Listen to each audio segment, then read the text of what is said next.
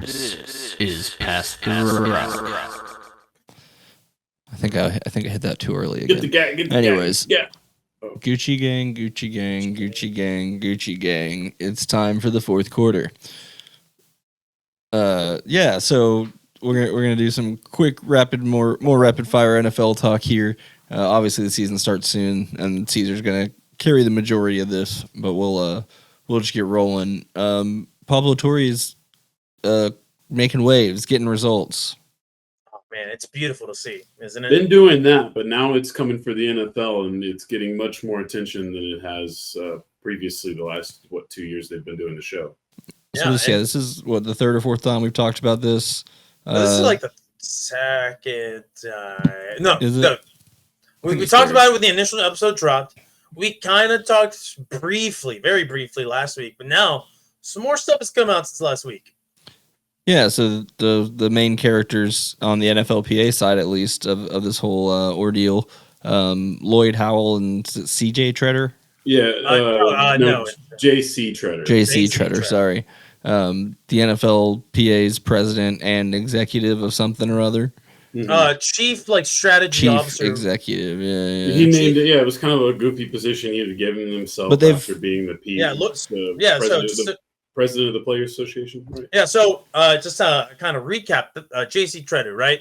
A former NFL president, NFLPA president on the player side. Former NFL starter as well, I guess that's fair to say. Yeah, and then he gets cut by the Cleveland Browns. And so what that ends up doing is, because at that point he's no longer an active player, he doesn't get signed or picked up, he gets removed from his position because that's can only be held by an active player, right? Mm-hmm. But before he's removed from the position, he orchestrates the hire of Lloyd Howell Jr., who then creates a new position that didn't exist before in the NFLPA called the Chief Strategy Officer, who goes to, you guessed it, JC Treader. And that's just to catch people up on that right there. Yeah, and then as of this week, both of those men have left their posts.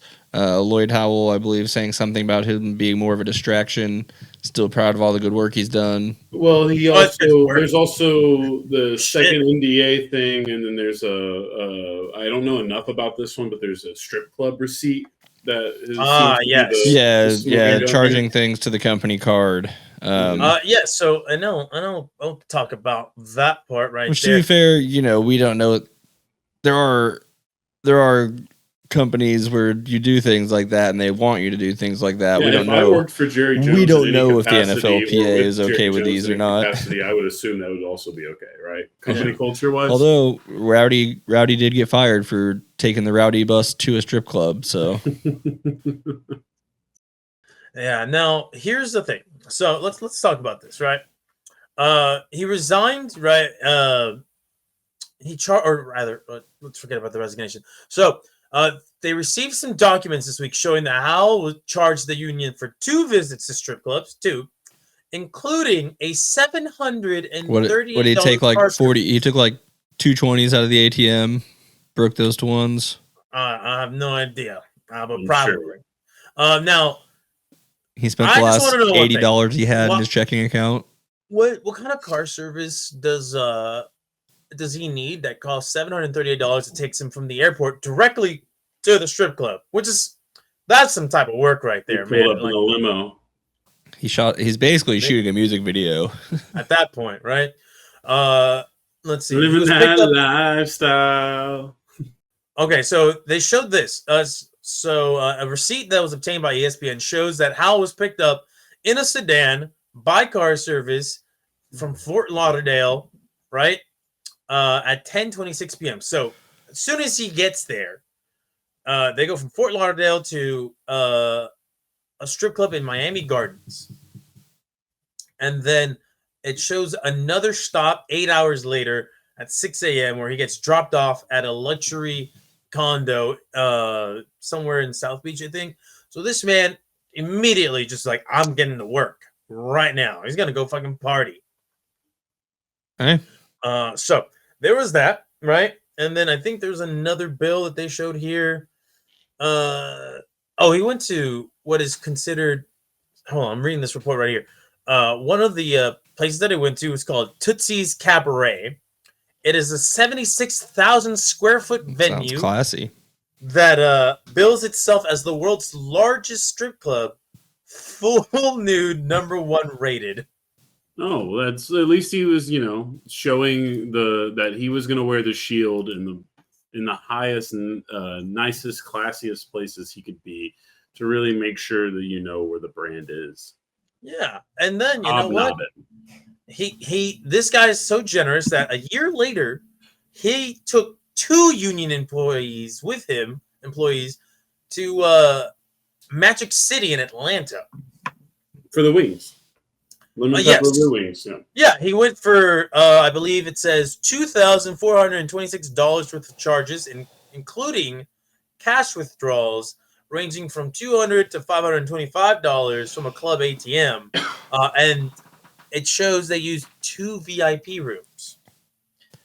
This How many expense times report. do you think he's yelled, "I need a Winn-Dixie grocery bag full of money right now" to the VIP section? I don't fucking know. But this is what the expense report called it, right? It says the purpose of the strip club outing was player engagement event to support and grow our union. Yes. I guess that is a boys who play together go to the strip club together and stay together. Yes. Right? Yeah.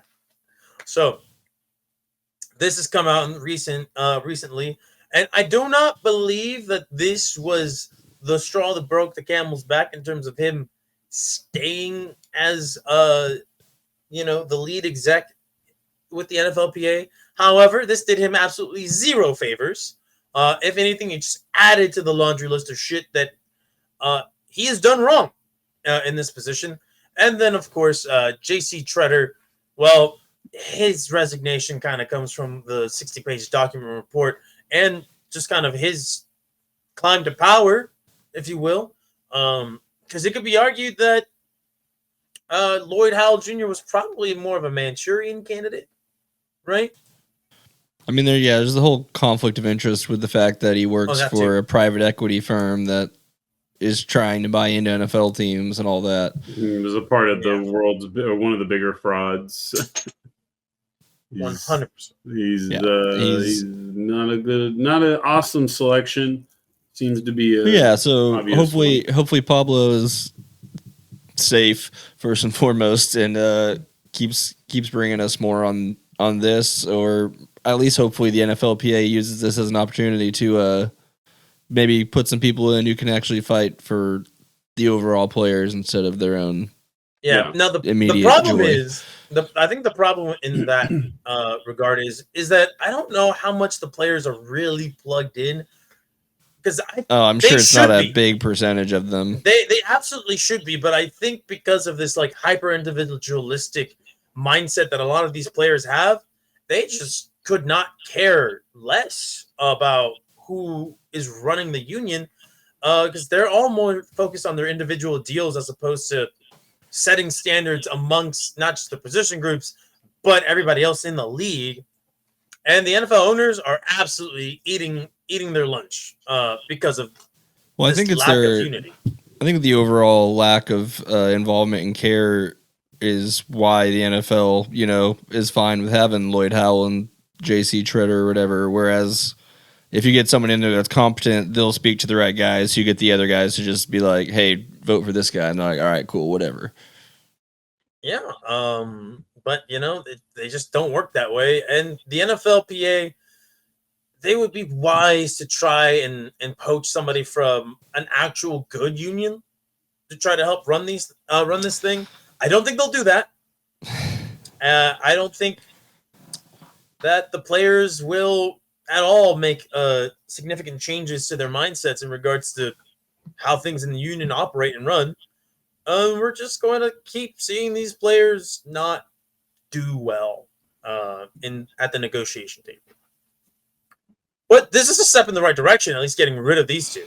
I mean, it's in a time where often we're like, there's an easy PR win here. They actually took it, where a lot of people seemingly are not. But that, again, that's an evolving story for a while, I'm sure. because I would assume whoever takes over for the players now will likely be doing some asking some questions that weren't previously being asked. But hopefully then doing any more work at all to help a players union that's also not doing as well as you would expect them to be doing, given how much they make for their league. No, but to get into our next topic, we have seen a little bit of improvement in terms of the players' rights, I guess, as we're starting to see this massive boom of guaranteed contracts for second rounders, which is new. Mm-hmm. I think some of the big names finally dropped off with some full guarantees, and that broke the floodgates open a bit. So I think they're pretty much all signed now, right? All the second rounders. Some of them, I think. What about I think some of them Bengals are guy? still holding out. Bengals guy still's a holdout, and he's a first rounder. But Yeah, he's still holding out, and their owners all mad about it. who the Cowboys draft second round? I don't. This is how often football I've been this. Did they even I have a can't pick? remember, Who man. knows? But yeah, I'm so assuming they signed it because I didn't hear anything about that and all the drama. yeah, so what's going on with the second rounders? Like you mentioned, they're getting fully guaranteed deals to some extent, right? Up to a certain year, right?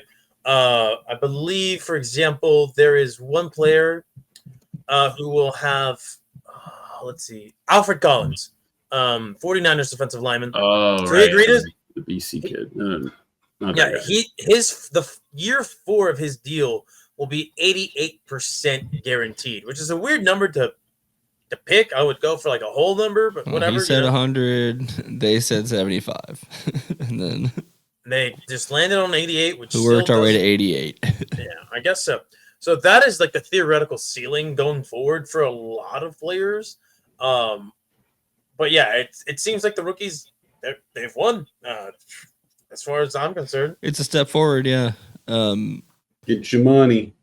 And then Shamar Stewart's still not signed. That's an interesting case. Not any updates on that really. But we did get one big signing that I remember for this week. The highest ever paid not quarterback for the second time in his career, right? Mr. TJ Watt. It's TJ Watt. Yep, this man is paid. Absolutely paid, and deservingly so. I mean, he's led the league in sacks. I think over a 4-year span or 5-year span, if I'm not mistaken. He's absolutely one of the best defensive players in the league. There is some concerns about injuries and potential drop off, but clearly not so much that the Steelers weren't willing to pay him. Well, hey, they're trying to keep their no losing season streak alive. That's right, and you know what? They are doing what every team should do, and it's pay the cornerstone of your defense the money that they deserve. I'm looking at you, Bengals. Trey Hendrickson is the only reason your defense isn't even more historically bad than it probably should be. Yeah, trade him to the Cowboys for free. Well, he probably wouldn't get paid on the Cowboys either. So, which I mean, do we want to talk about that or? That's his next problem. You know what I mean? He gets to spend a year hanging out here, and then it's like, all right, we're not paying you, bye.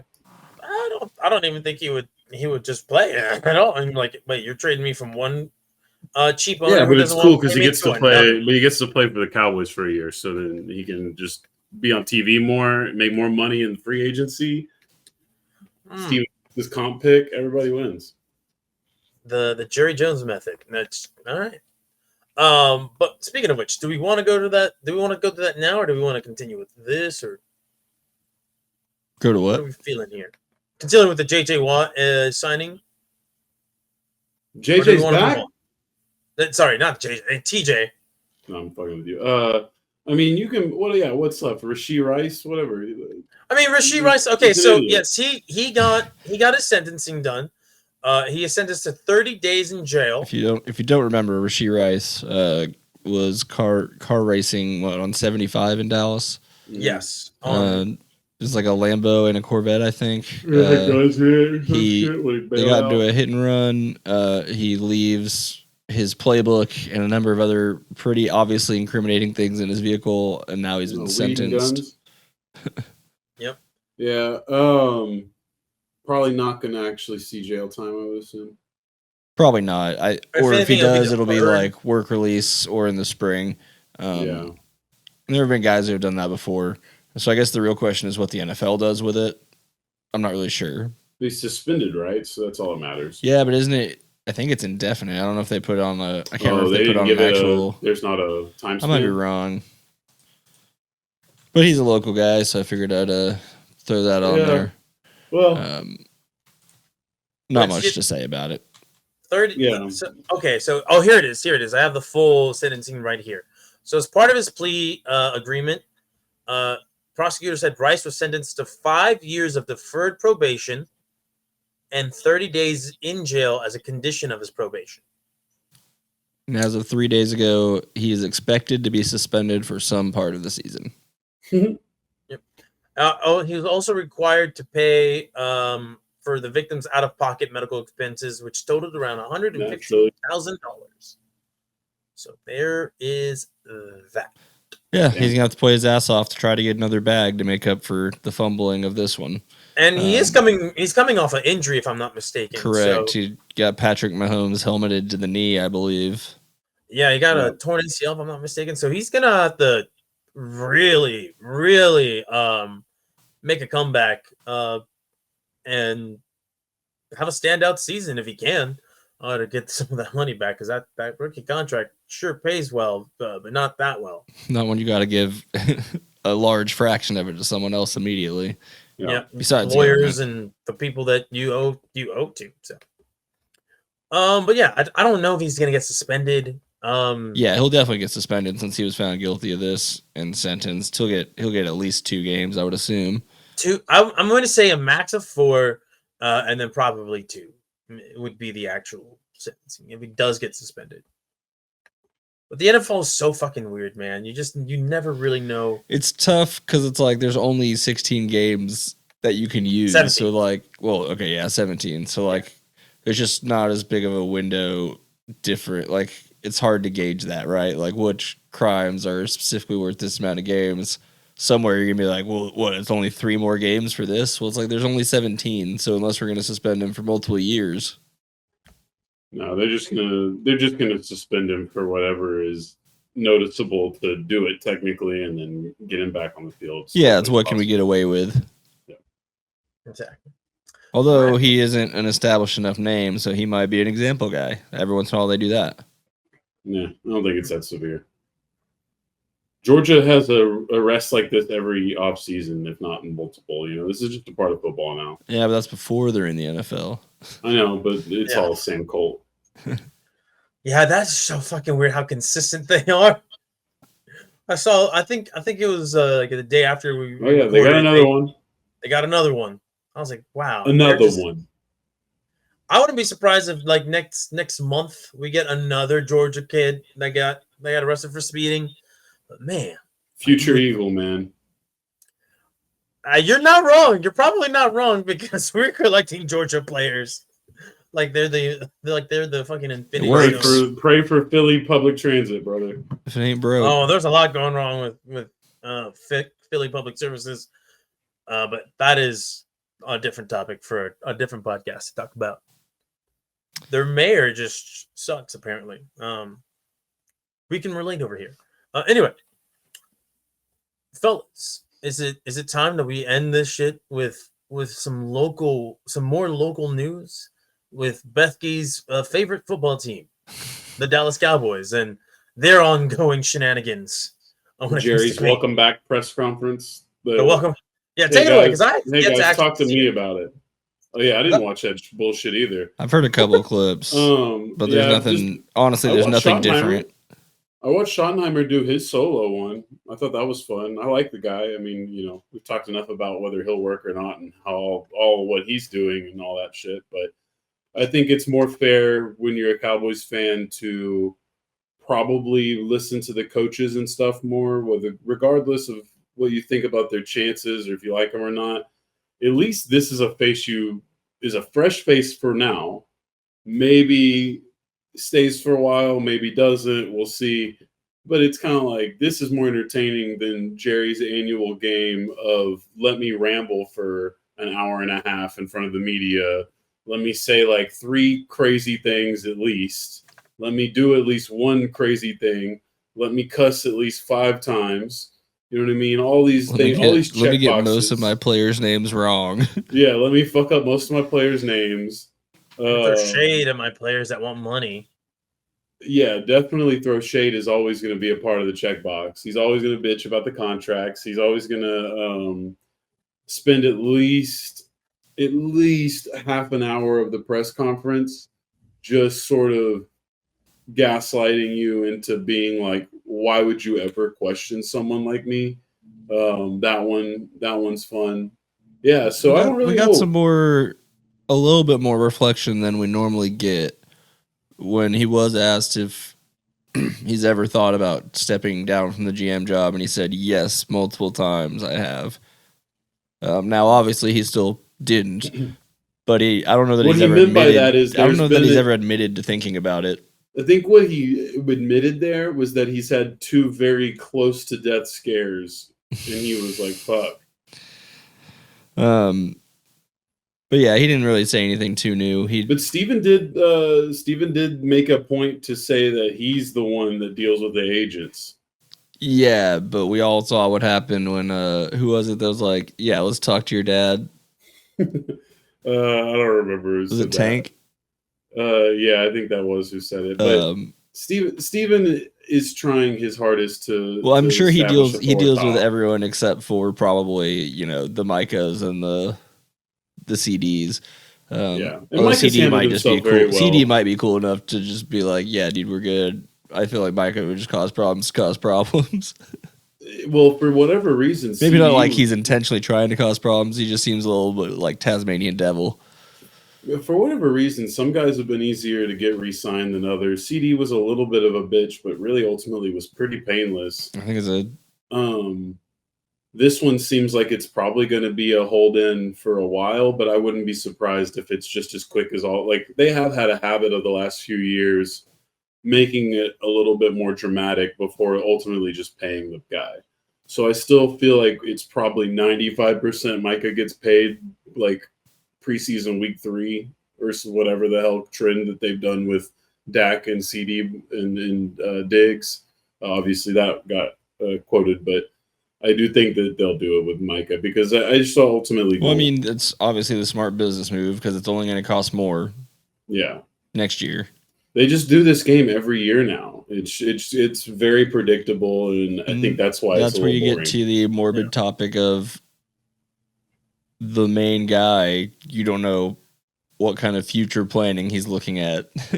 No, I mean, I don't even mean to be disrespectful when I say as a Cowboys fan, you're just sort of waiting for him to move on from this life. I don't mean to rush that. Maybe it's just obviously Schottenheimer is exactly the piece, and maybe.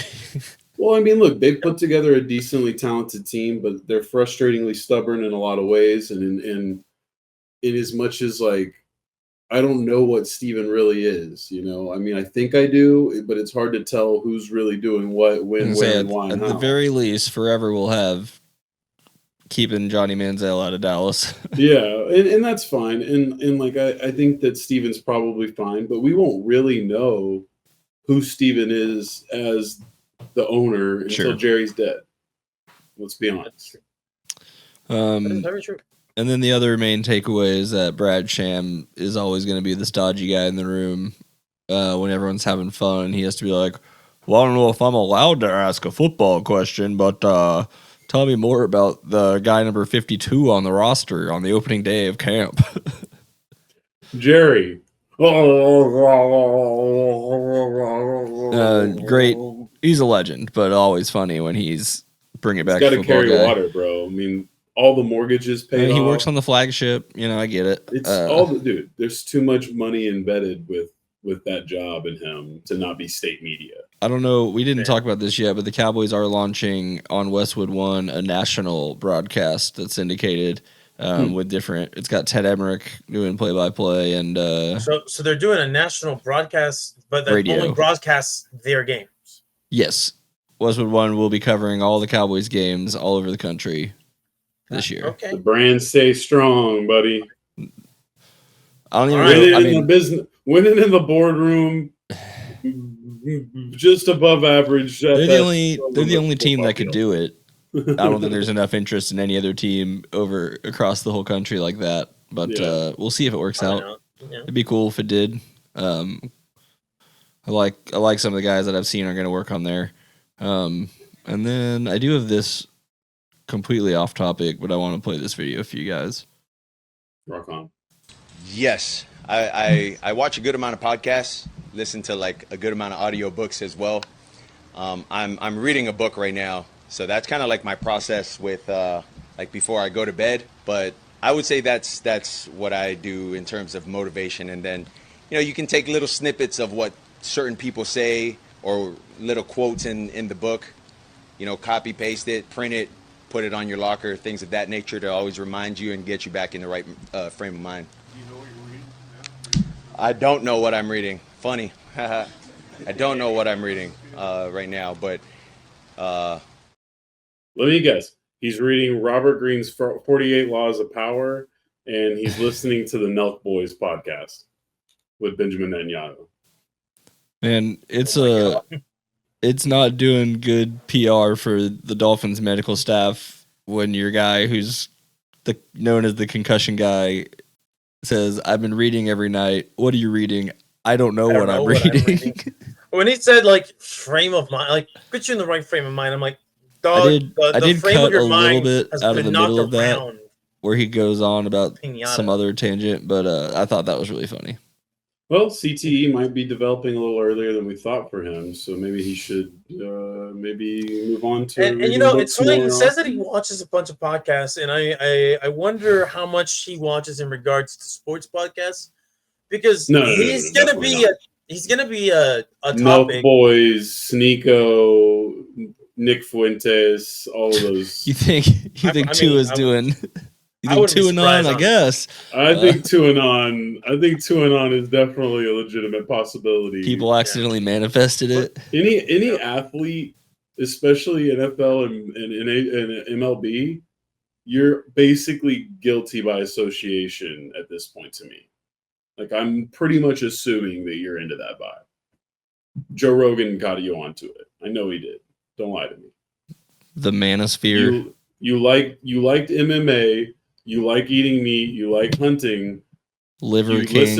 You listen to 4 hours of Alex Jones tell you about a head trauma injury that caused him to be a conspiracy theorist, and you were like, huh, "Me too." That's good. That one's a good one. So I don't know. I don't know, man. But I think that might be all I have on football. I'd love to know. Actually, I have one more thing on football, yeah. And it's not big, but it is something worth keeping an eye on because it's Terry McLaurin who is holding out. Scary Terry. Nice. Scary Terry is not reported to training camp, and so which is is he still in He Washington? wants to be the Cowboys' third receiver. Definitely no. Is he still a Commander skin?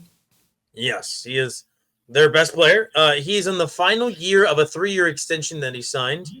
And right now he's currently the 17th highest paid wide receiver, which, might be a bit of an underpay considering how good he can be. And especially now that he actually has a good quarterback that can throw him the ball. It'll be interesting to see what he does because right now for not reporting, he's getting fined $50,000 a day.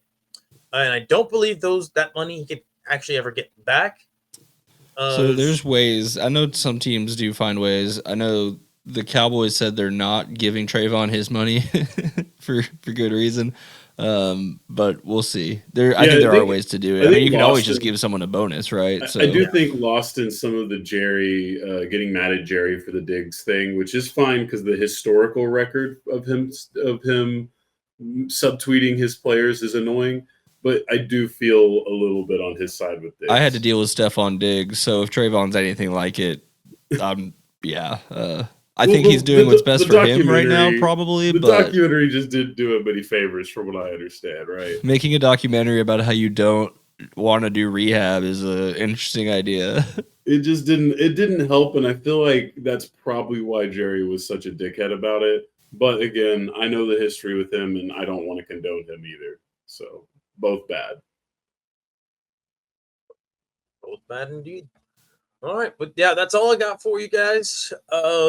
Hopefully this time next week, more news starts to pick up as training camps all around the league are underway. Ball.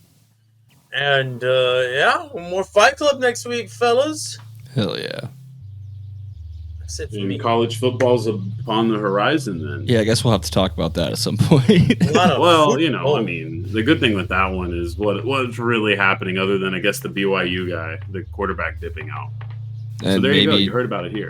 that's about it. BYU quarterback dips out because he wants to have sex. This is true. Goes to Tulane. Boom. You've been caught up. This is Pass the Rock.